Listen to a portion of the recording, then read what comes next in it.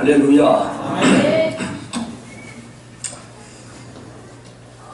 여러분이 기도해 주셔서 기도 한 번도 안 하는 분도 있겠지만 제가 원래 감기가 걸렸었는데 그래도 집회하는데 아무 지장 없이 아주 은혜를 풍성히 내려주셔서 얼마나 그 성도들이 기뻐하고 좋아하시는지 그래서 참 잘 이렇게 다녀왔습니다. 예, 오늘은 은혜의 보좌 앞에 한번 해보죠. 큰 소리로 은혜의 보좌 앞에. 은혜의 보좌 앞에. 우리가 지금 은혜의 보좌 앞에 나와 있습니다. 여기가 바로 은혜의 보좌입니다. 하나님은 이곳에서 우리에게 각양각색의 은혜를 주시기를 기뻐하십니다. 은혜라는 것은 기쁨, 배려, 동정, 친절, 감사, 긍휼 이게 다 포함되어 있는 게 은혜입니다. 사랑. 그러니까 하나님께서 여기서 우리 마음을 슬픈 자에게는 기쁘게 해주시고 매력이 없는 사람은 매력적인 사람이 되게 해주시고 은혜를 받으면은 그렇게 차갑고 냉정하고 인정거리 없던 사람이 아주 인정이 넘치는 사람이 되고 불친절하던 사람 꼭 참나무처럼 그렇게 뻣뻣하던 사람이 친절한 사람으로 바꿔지고 원망 불평이 쉴 사이 없이 이렇게 쏟아내던 사람이 감사하는 사람으로 바뀌어지고 불쌍한 사람을 봐도 불쌍히 여길 줄을 모르고 아주 그렇게 인정거리 없던 사람이 누가 이렇게 어려움을 당하는 걸 보면은 주님의 심정으로 긍휼히 여기는 불쌍히 여기는 마음이 마음속에서 솟아나게 되고 이렇게 은혜를 받으면 이런 사람으로 변화를 받습니다. 그럼 여러분의 은혜를 사모해야 되겠어요? 어떻게? 주실라면 주시고 말라면 마시고 해야 되겠어요? 사모해야 돼요. 오늘 제가 목도 시간에 읽은 말씀이 뭐예요? 그가 사모하는 영혼을 만족하게 하시며 줄인 영혼에게 좋은 것으로 채워주신다. 이렇게 말씀을 하셨어요. 우리 하나님은 좋은 것들로 오늘 사모하는 여러분들에게 채워주시기를 원하고 계십니다. 지난 금요일날 목사님들이 모여서 조창기도회를 했는데 그날 설교를 맡은 목사님이 이런 얘기를 했습니다. 중년 부부가 만두가게를 했는데 아주 노인 부부가 그저 종종 오셔가지고 그 만두가게에 와서 그렇게 맛있게 잡수시고 그리고 이제 가시는데 얼마 지난 다음에 할아버지 혼자 오셨더라는 거예요. 근데 이 만두가게 주인이 궁금한 게 있어요. 분명히 부부 같은데 따로 오시는 거예요. 같이 오는 게 아니라 늘 따로 와. 그리고 갔을 때도 보면은 따로 가고. 그래서 이제 이 만두가게 주인이 궁금한 걸 오늘 물어보는 거예요. 할아버지, 늘 이렇게 할머니도 오셨는데 어떻게 오늘은 혼자 오셨어요? 갔다오 어디 갔을까요? 예, 세상을 떠났어. 아, 그러시군요. 그런데 또 하나 궁금한 게 있어요.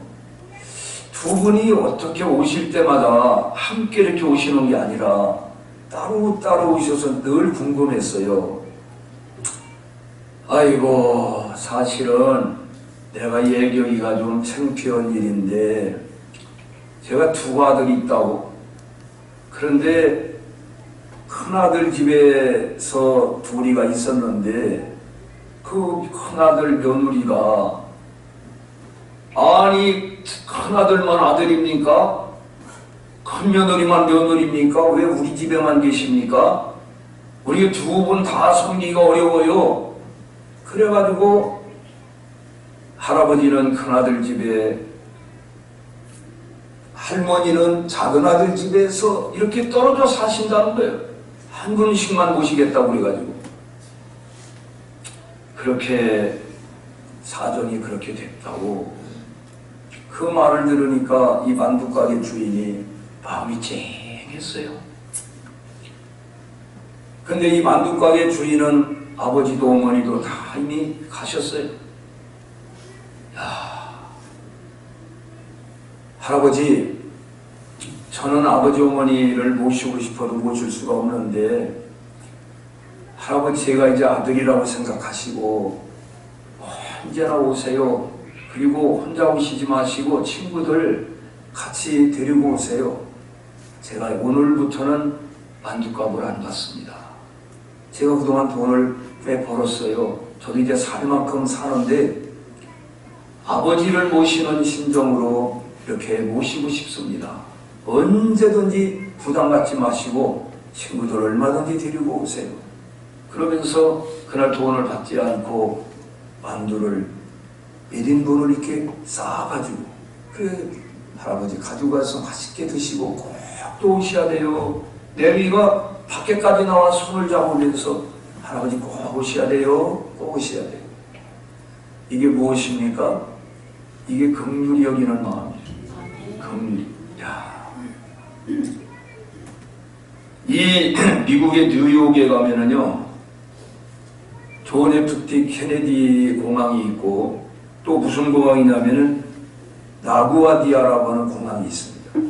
이 나구아디아, 이 미국 사람들은 보면 훌륭한 사람 이름을 따가지고 거리도 만들고 빌딩도 이렇게 세우고 그러는데, 나구아디아라고 하는 분은 이 뉴욕 시장을 3번이나 한 분입니다. 아주 존경받는 분이에요. 그분은 원래 뉴욕에서 이 재판 판사로다가 근무한 일이 있는데요, 어느 날 아주 남노하게 옷을 입은 할머니가 재판을 받게 됐는데, 그 나구아디아라고 하는 재판관이 판결을 하게 됐어요. 그 할머니 이제 할 말 있으면 해보시오 이렇게 하잖아요. 할머니가 이렇게 말씀을 했어요. 이혼당한 딸이 가족을 부양하고 있었는데 마침 딸이 병들어가지고 누워있고 손자들은 굶주려 어쩔 수 없이 마음을 훔쳤습니다. 그러면 하염없이 눈물을 흘리면서 선처를 해달라고 이 할머니가 사정을 했습니다. 그 나구아디아 이 판사님이 판결을 하는데요, 죄는 죄고 법은 법입니다. 그러면서 할머니 벌금 $10를 내야 됩니다.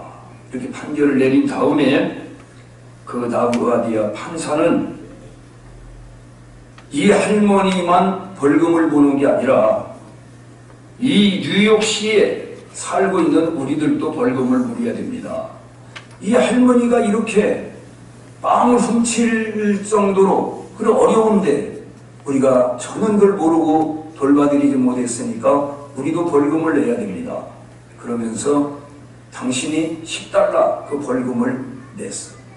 내놓고 여러분도 내 말에 동의하시는 분은 50센트씩만 내십시오. 그래가지고 거기 법정 직원이 이렇게 돌려가지고 얼마가 거쳤냐면은 $50 50센트가 거쳤어요. 그래서 $10는 벌금을 물고 그 $10는 47달러는 가지고 가서 사용하십시오. 이래가지고 이 할머니가 상당히 감동을 받고 돌아갔습니다. 그때가 미국이 아주 경제 공황기였습니다. 그 미국인들에게 큰 감동을 주었다. 그 얘기가 전해지면서 감동을 받게 되고, 그 나구아디아 판사가 세상을 떠나고 난 다음에 그 공항을 나구아디아 공항이라고 이름을 붙이게 되었다 하는 것입니다.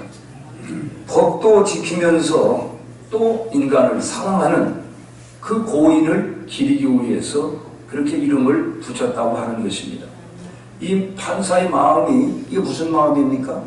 이게 긍휼히 여기는 마음입니다. 우리가 이 세상에 주변에 우리 이웃에 어려움 당하는 사람이 곳곳에 많이 있습니다. 그들을 볼 때에 우리 마음에 이런 따뜻한 마음을 갖기를 하나님은 원하시는 것입니다. 그리고 오늘 읽은 말씀을 우리 한번 다시 읽어본다면은, 자, 우리 한번 읽어보겠습니다. 그러므로 우리에게 큰 대제사장이 계시니 성천하시니 곧 하나님의 아들 예수시라. 우리가 믿는 도리를 굳게 잡을지어다.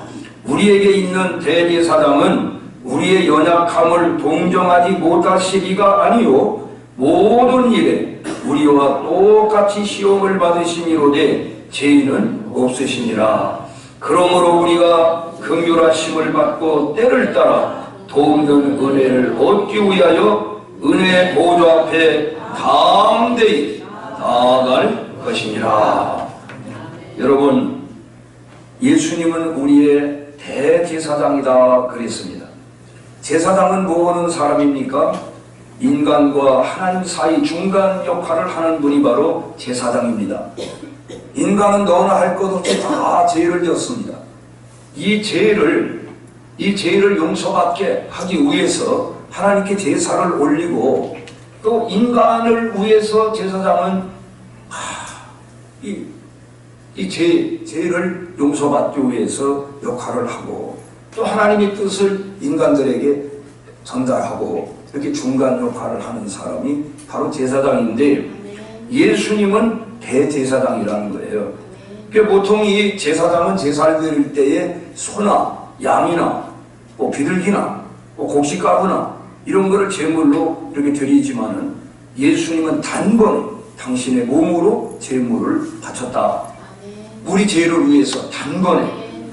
할렐루야. 그래서 그 예수님을 통해서 우리는 죄 용서함을 받게 되고 구원함을 얻게 되고, 모든 은혜의 통로가 예수 그리스도를 통해서 우리에게 임하는 것입니다. 그 예수님은 우리의 사정을 아는 분이다, 모르는 분이다? 다 아시는 분이다. 왜? 죄는 없지만은 이 땅에 인간의 몸을 가지시고 33년을 사시면서 가진, 우리가 겪는 모든 고난을 다 겪어보신 분이에요. 그래서 우리의 연약함을 동정하지 못하실 분이 아니고, 모든 일에 우리와 똑같이 시험을 받으셨다. 똑같은 시련과 역경과 고난을 겪어보신 분이기 때문에 우리가 마음 놓고 은혜의 보좌 앞에 나와서 제가 이런 어려움이 있습니다, 이런 고통이 있습니다, 이런 문제가 있습니다, 저를 불쌍히 여겨주시옵소서, 이렇게 할 때에 하나님은 예수 그리스도를 통해서 우리를 불쌍히 여겨주시고 은혜를 베풀어 주신다 하는 것입니다. 그래서 하나님은 우리에게 이 긍휼하심을 받고, 긍휼하심, 불쌍히 여겨주시옵소서. 불쌍이나 긍휼이나 같은 말이 되겠습니다. 오늘 우리가 시편 51편 1절에 보면은, 하나님이여 주의 인자를 따라 내게 은혜를 베푸시며 주의 많은 긍휼을 따라 내 죄악을 지워 주소서. 이사야 33장 2절에 보면은, 여호와여 우리에게 은혜를 베푸소서. 우리가 주를 앙망하오니 주는 아침마다 우리의 팔이 되시며 환난 때 우리의 구원이 되어 주십시오. 여러분, 긍휼이라는 말이 무슨 뜻일까요? 다정하게, 그리고 사랑하며 측은히 여겨드시는 것을 말하는 것입니다. 불쌍히 여겨 동정하고 상대방에 대한 불붙는 이 사랑의 마음으로 그대로 그 사랑을 받아주고 은혜를 베풀어주는 것이 바로 긍휼입니다. 부모가 자녀에게, 형이 동생에게 가지는 애틋한 그 정을 바로 긍휼이라 이렇게 말합니다. 가난하고 어려운 이웃에게 긍휼을 베푸는 그 자세, 그게 바로 이 주님이 원하시는 마음이다. 불쌍히 여기고 가엾게 여겨서 도와주는 것, 이게 바로 긍휼입니다. 마음으로만 품는 게 아니라 적극적으로 그 사람을 힘이 되도록 문제를 해결해야 되는데 도움을 주는 행동으로 옮기는, 그게 바로 긍휼입니다. 긍휼, 죄를 인해서 비참함에 빠져있는 우리들을 불쌍히 여기시고, 하나님 아버지 우리를 불쌍히 여겨주시고 우리를 구원해 주시기 위해서 이 땅에 오신 예수 그리스도, 이게 하나님의 긍휼하심이며 예수님의 긍휼인 것입니다. 이번 잠언서 28장 13절에 보면은 자기 죄를 숨기는 자는 형통하지 못하나 죄를 자복하고 버리는 자는 불쌍히 여김을 받으리라. 여러분, 죄 안 지은 사람 있나요? 긍휼히 여김을 받는 길이 뭐냐? 자기 죄를 숨기는 게 아니고 변명하는 게 아니고 핑계대는 게 아니고 남에게 떠넘기는 것이 아니라 제가 이런 엄청난 잘못을 졌습니다. 하나님 용서하여 주옵소서. 저를 불쌍히 여겨 주옵소서.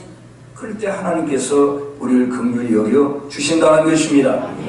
마태복음 12장 20절에 보면은 하나님은 어떤 하나님이냐? 상한 갈대를 꺾지 아니하시며 꺼져가는 심지를 끄지 아니하시기를 심판하여 이길 때까지 하신다.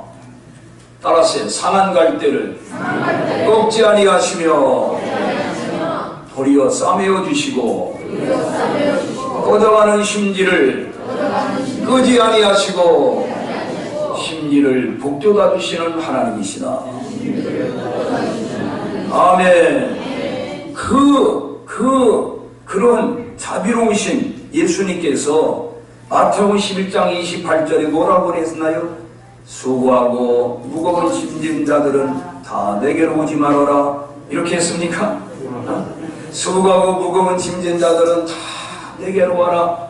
내가 너희를 쉬게 하리라. 내가 너를 쉬게 해주리라. 아멘. 그래서 오늘 우리들이 여러가지 경제적인 무거운 짐, 죄악으로 말미암아 무거운 양심의 그 고통, 또 질병으로 말미암아 무거운 짐, 가족 간의 갈등의 문제로 인해서 무거운 짐을 안고 주님 앞에 나와서 그걸 허심탄회하게 주님께 숨길 것이 없어요. 어차피 다 아시는 걸 뭘 숨겨요. 주님 앞에 솔직해야 돼요.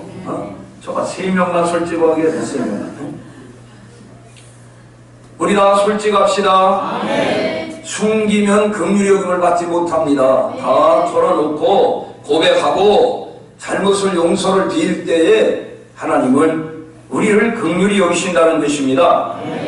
여러분, 구약성경에서도 보면 하나님이 아주 긍휼이 많으신 분이라는 걸 알 수가 있어요. 출애굽기 22장 21절 23절에 보면은 너는 이방 나그네들을 압제하지 말며 그들을 학대하지 말라. 너희도 애굽 땅에서 나그네 되었음이라. 너는 과부와 고아를 해롭게 하지 말라. 네가 만일 그들을 해롭게 함으로 그들이 내게 부르짖으면 내가 그 부르짖음을 반드시 들으리라고 그랬어요. 여러분, 나그네, 특별히 외국에서 온 나그네들, 그 약자입니다. 과부 약자입니다. 고아 약자입니다. 이런 사람들에 대해서 하나님은 상당한 긍휼을 베풀고 계시나, 신명기 10장 17절로 19절에 보면 하나님은 사람을 예물로 보지 아니하시고 뇌물을 받지 아니하시고 고아와 과부를 위하여 정의를 행하시며 나그네를 사랑하며 그에게 떡과 옷을 주시는 분이다. 신명기 15장 11절에 보면 땅에는 언제든지 가난한 자가 그치지 아니하겠으므로 내가 네게 명령하여 이르노니 너는 반드시 네 땅 안에 네 형제 중 곤란한 자와 궁핍한 자에게 손을 펼치니라. 아멘. 할렐루야. 아멘. 옛날 경주 제부자는 300년 동안 그 부를 유지했는데 가운이 있는데 그 가운데 보면은 백리 안에, 자기 집의 사방 백리 안에는 굶는 자가 없게 해야 된다 그랬어요. 항상 베푸는 거예요. 항상. 신명기 24장 19절에 보면은 네가 밭에서 곡식을 벨 때에 한 뭇을 밭에 잊어버렸거든 다시 가서 가져오지 말고 나그네와 고아와 과부를 위하여 남겨두라. 그리하면 네 하나님 여호와께서 네 손으로 하는 모든 일에 복을 주시리라. 아멘. 네가 감람나무를 떤 후에 그 가지를 다시 살피지 말고 남은 것을 객과 고아와 과부를 위하여 남겨두며 네가 포도원에 포도를 딸 후에 그 남은 것을 다 따지 말고 객과 고아와 과부를 위하여 남겨두라. 하나님은 이 약자에 대해서, 여러분 이 땅에 가난한 사람은 늘 있다고 그랬잖아요. 가난한 사람은 늘 있는데, 여러분 남이 집에 가가지고 밥 좀 주세요 뭐 도와달라고 해서 먹으려면은 그거 힘들죠. 그러니까 농사 지어가지고 추수할 때에 그들을 생각을 해서 다 걷어들이지 말고 좀 놔두라는 거예요. 그러면 그들이 와서 그걸 걷어다가 먹을 수 있도록. 그러면 그들도 수고를 하고, 여러분 하나님은요 그냥 먹는 걸 좋아하지 않아요. 수고를. 그래서 이 복지제도라는 게 좋기는 좋지만은 국민성을 게으르게 만들 수가 있어요. 일하고 대가를 받아서 정말 감당할 수 없는 몸에 중병이 있다든지 너무 연세가 많다든지 뭐 능력이 없으면 몰라도 능력 있고 감당할 힘이 있는 사람은 자기 손으로 수고하고 노력을 해서 그 대가를 먹고 살아야 그게 건전한 삶이 되는 거예요. 그리고 그 나라가 오래오래 그 부강함을 유지해 갈 수가 있습니다. 요즘 유럽에서도 복지제도를 많이 이제는 이렇게 복지를 줄인다고 그럽니다. 왜냐면 국민성이 아주 나빠지게 되고 게을러. 그리고 그 시간에 시간이 많고 힘이 남아나면은 엉뚱한 데 자꾸 죄 짓는 데 사람이 시간을 쓰고 돈을 쓰는 거예요. 하나님은 얼마나 자비로우신 분이며 긍휼이 풍성하신 분인가. 여러분 누가복음 15장의 탕자의 비유가 바로 그게 무엇입니까?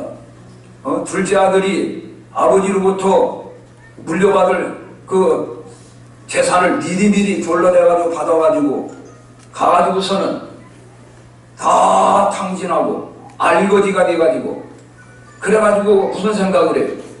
아, 우리 아버지 집에는 품꾼이 얼마나 많은가, 먹을 것도 많고 난 이제 아들의 자격은 없고 그저 품꾼의 하나로 인정해달라고, 아이고 여기서 굶주리는 것보단 그래도 아버지 집으로 가는 게 낫겠다 그러고 가잖아요. 자기 자격이 때문에 아들이라는 거 생각하자마자 품꾼으로만 받아줘도 천만다행이다. 그런데 아버지 마음은 어때요? 아직도 거리가 멀리 떨어졌는데 알아봤다는 건 뭘 말하는 거예요? 늘 그 아들이 돌아오는 그 길을 주시하고 있었다는 거 아니에요? 그 아버지는 안디나 서나 자나깨나 그 아들 생각이야. 이놈이 객지에 나와가지고 굶지는 않는지, 헐벗고 어려움은 안 당하고 내 아프진 않은지, 이제나 돌아올라나 저제나 돌아올라나 보니까 아들 같은 녀석이 딱 보이는 거야. 자세히 보니까 틀림없는 아들이야. 어떻게 아들이 돌아가니 가만히 서서 기다려요? 아니면 구원일 찾기 위해서 집 안으로 들어가요? 달려가요. 달려. 아들을 향해서 달려. 그리고 목을 끌어안고 입을 맞추고 집으로 데려와서 그 헌 옷을 다 벗기고 새 옷으로 갈아입히고 금가락지 끼워준다는 건 뭐냐면은 너 아직도 내 아들 변함없다는 거예요. 네가 내 재산 갖다 다 탕진하고 정말 너 그렇게 왔지만은 그래도 나는 너 내 아들로 항상 그대로 받아주겠다는 겁니다. 새신 신겨주지요. 살찐 송아지 잡아가지고 동네 사람 다 초청해가지고 잔치했다고 그랬죠. 이게 하나님 마음이라는 거예요. 하나님을 모르고 하나님을 등지고 하나님과 관계가 끊어졌던 사람 한 사람이 돌아올 때 하나님이 그렇게 기뻐하시고 환영하신다는 겁니다. 돌아오면 하나님이 받아주십니다. 여러분 하나님께서 소돔과 고모라 성이 죄악이 관영하여 유황불로 심판하러 갔을 때 아브라함에게 그걸 알려주셨단 말이에요. 그러니까 아브라함이 생각해보면 거기 누가 살고 있어요? 자기 조카 가정이 살고 있어요. 그래서 이거 큰일 났구나. 하나님, 용서하시고 제가 좀 여쭙겠습니다. 그 입에 얘기해봐라. 의인과 악인이 함께 그렇게 심판받아 벌받는 건 옳지 않다고 생각합니다. 거기 의인이 50명이 있으면 어떻게 하시겠습니까? 50명? 그래, 50명 있으면 내가 심판하지 않겠다. 아무리 생각해봐도 50명이 없을 것 같아. 자신이 없어. 아이고, 죄송합니다. 한 번만 더 여쭙겠습니다. 45명이 있으면 어떻게 하겠습니까? 그네 심판하지 않겠다. 자신이 없어. 자신이 없어. 40명 있으면 어떻게 하겠습니까? 40명도 자신이 없어. 40명만 있어도 내가 심판하지 않겠다. 아이고, 한 번만 더 여쭙겠습니다. 30명 있으면 어떻게 하겠습니까? 30명만 있어도 내가 심판하지 않겠다. 근데 생각해보니까 30명이 자신이 없는 거야. 그래서 죄송합니다. 20명 있으면 20명만 있어도 내가 심판하지 않겠다. 한 번 제가 마지막으로 한 번 여쭙겠습니다. 10명 있으면 어떻게 하겠습니까?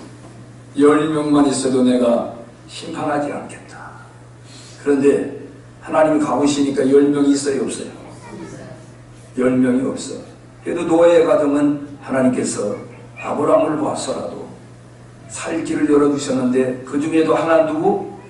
노아의 처는, 노세 처는 결국은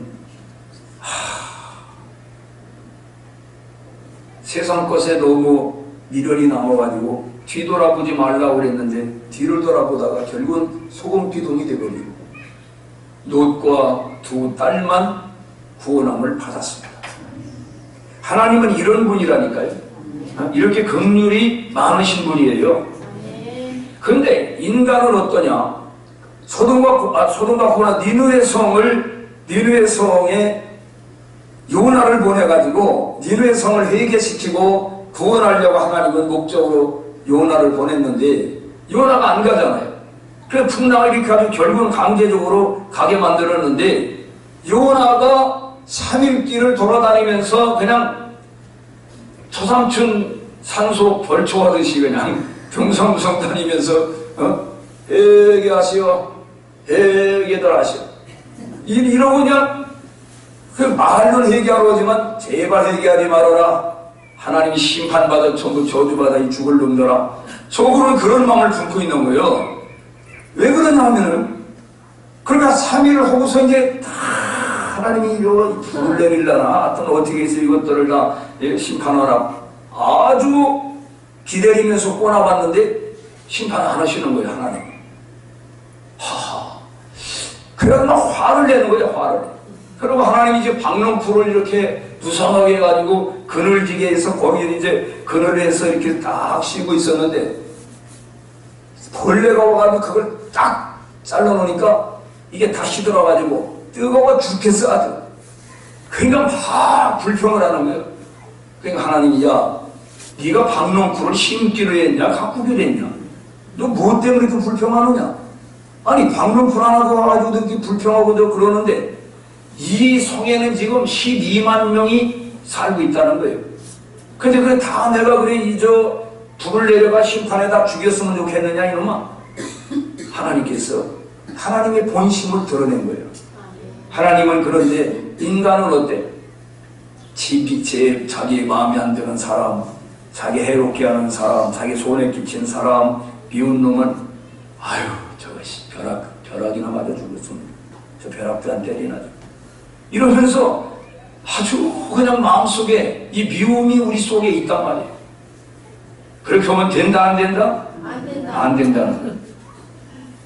신명기 27장 19절에 보면 객이나 고아나 과부의 송사를 억울하게 하는 자 저주를 받을 것이라 할 것이요 모든 백성은 아멘 할지니라. 여러분 예수님께서 비유를 든 적이 있어요. 어느 임금이 빚진 자를 빚을 준 사람을 불러가지고 결산을 하게 되는데 어느 정도 빚을 졌느냐면 1만 달란트 빚을 졌어. 1만 달란트. 1달란트는 6천 데나리온이야. 한 데나리온은 근로자 하루 품삯이야. 그러니까 1달란트가 많은 액수예요, 작은 액수예요? 엄청나요. 예를 들어서 요즘 저 근로자들 웬만 하면 10만 원 받잖아요. 더 받는 사람 많고. 그런데 10만 원씩이면은 6천 데나리온이면은 6,001을 갖다가 그거 따져봐 얼마인가? 네? 얼마요? 따질 거 없어. 엄청 많은 액수야. 그런데 1만 달란트면 얼마야 이게? 이야 대단한 거예요. 1만 달란트면은요 이거 천문학적 숫자예요. 근데 빚졌는데 죄송합니다. 제가 어떻게든지 앞으로 갚을 테니 좀 용서해 주세요. 살려주세요. 그러니까 임금이 보니까 갚긴 다 틀렸어. 보니까 못 갚을 것 같아. 그래서 야 내가 다 탕감해 줄게. 다 탕감해 줘. 탕감해 주니까 뭐 이제 갚을 의무가 없죠. 쫙 가지고 나오다가 자기한테 100데나리온 빚진 사람을 만난 거야. 야 너 왜 나한테 저 돈 꼬아가 안 가져와? 이놈. 그러니까 아이고 죄송합니다. 제가 최선을 다해서 갚겠으니 좀 저 기간을 좀 늘려주십시오. 이렇게 하니까 안 돼. 그래 이 사람을요 관청에다 갖다 가둬버렸어. 그걸 다 본 사람이 있어. 자기가 탕감받는 것도 보고 자기 이 빚진 사람에게 이렇게 아주 못되게 구는 걸 다 본 사람이 임금님에게 가가지고 다 일러 바쳤어. 아까 임금님이 그저 1만 달란트 탕감해 준 놈이 있지 않습니까? 그렇지. 세상에 100데나리온 빚졌는데 그걸 용서해달라 그렇게 아주 손이 발이 되도록 비는데도요 어떻게 몰인정하게 그 사람을 갖다 감옥에 가둬놨습니다. 그래? 그럼 다시 불러라. 다시 불러. 그래가지고 너 이놈 내가 그거 탕감해 준 거 무효다. 다시 갚아라. 그러니까 이게 뭘 말하냐면은 여러분 1만 달란트라고 하는 건 우리가 갚을 수 없는 빚이에요. 그러니까 우리가 도저히 해결할 수 없는 엄청난 이런 죄를 졌는데 하나님은 예수 그리스도를 믿기만 하면 모든 이 빚을 탕감해 주는 것처럼 내 죄를 다 탕감해 주겠다는 거예요. 그럼 이렇게 엄청난 죄를 용서받은 우리는 어떻게 살아야 되겠느냐? 사람이 나에게 좀 실수하고 잘못하고 마음 아프게 하고 내 손해를 끼친 사람을 어떻게 해야 되겠느냐? 하나님이 날 이렇게 용서했는데 내가 지옥 가야 마땅한 사람인데 이렇게 용서를 받고 구원을 받았는데 나도 용서해 줘야 된다. 너그러운 마음으로 용서를 해줘야 된다. 긍휼히 여겨야 된다는 것을 말씀하고 있는 거예요.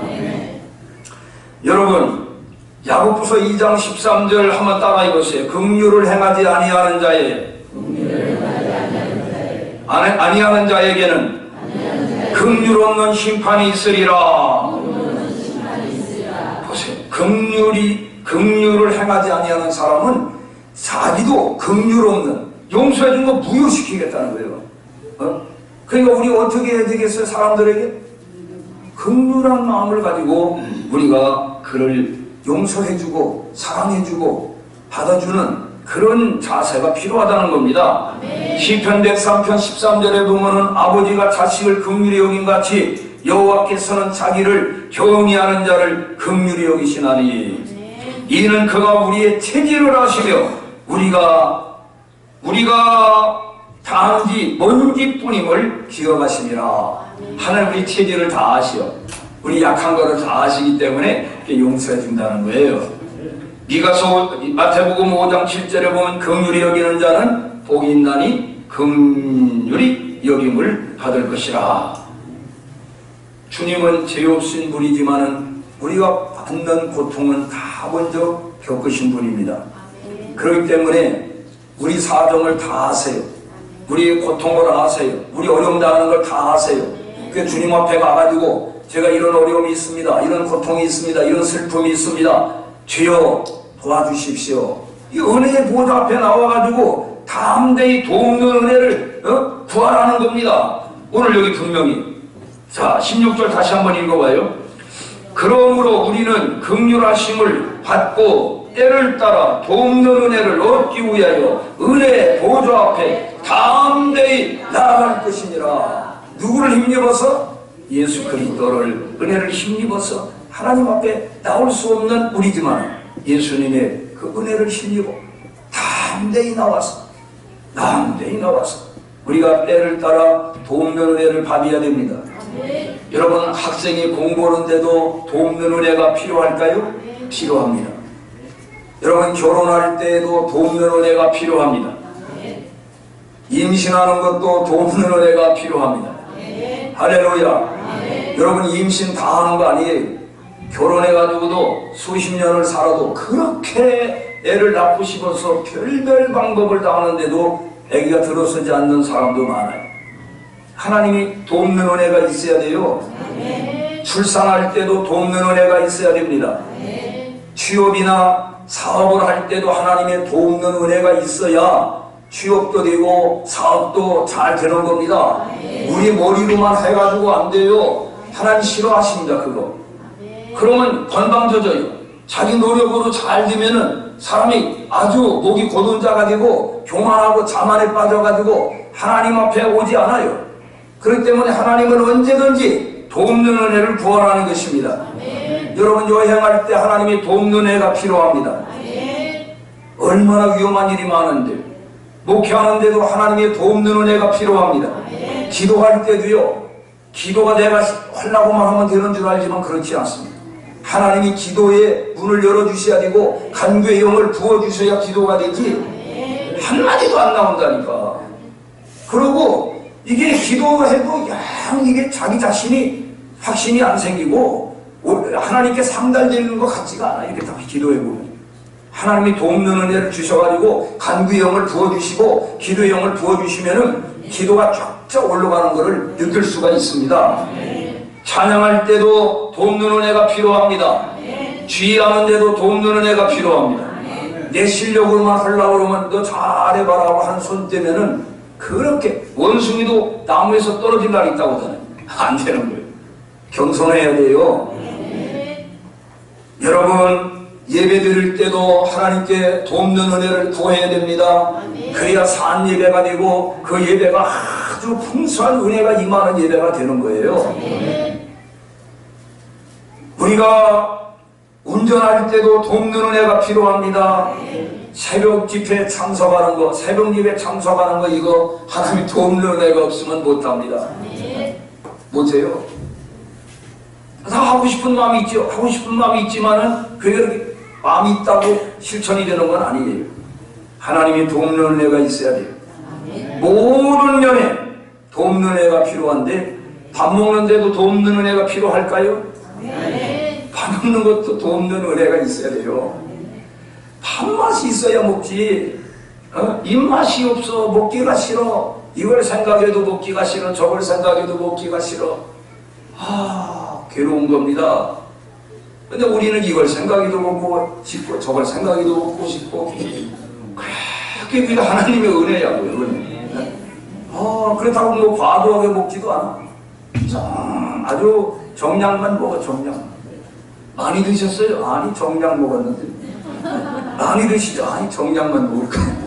자기 정량만 먹어야지 과자가 붙으면 안 돼. 여러분 과시, 과소, 과소리, 과로, 과음 다 그거 안 좋은 거예요. 여러분 과자가 붙으면 안 좋다니까. 과일은 좋아. 과일. 여러분 하나님께 돕는 은혜를 받기 위해서 오늘 이 자리에 온 겁니다. 난 필요 없어요. 하나님 싫어한다니까. 하나님 그러면 싫어하는 거예요. 하나님은 자꾸 우리가 뭘 주기를 원하는 거예요. 여러분 부모 앞에 저는 안 가요. 부모 마음은 뭘 주고 싶은 거예요. 자꾸 자식에게 뭐 싸주고 그냥 오기만 하면 줄 거 없나 그냥. 그냥 뭐든지 주고 싶어서 못 베기는 거예요. 하나님도 마찬가지라니까. 오늘 하나님께서 우리에게 뭐든지 주시기를 기뻐하시는 거예요. 그러니까 마음 놓고 하나님께 구하시라고요. 내 입을 넓게 열라. 그러면 내가 채워주리라 그랬어요. 입을 넓게 열어서 하나님께 마음껏 구하셔야 되겠습니다. 여기가 어디라고요? 은혜의 보좌예요. 여기 와서 하나님의 긍휼하심을 구하라는 거예요. 얼마나 구하라는 하나님께서 넘치게 부어주실 줄로 믿습니다. 기도하겠습니다.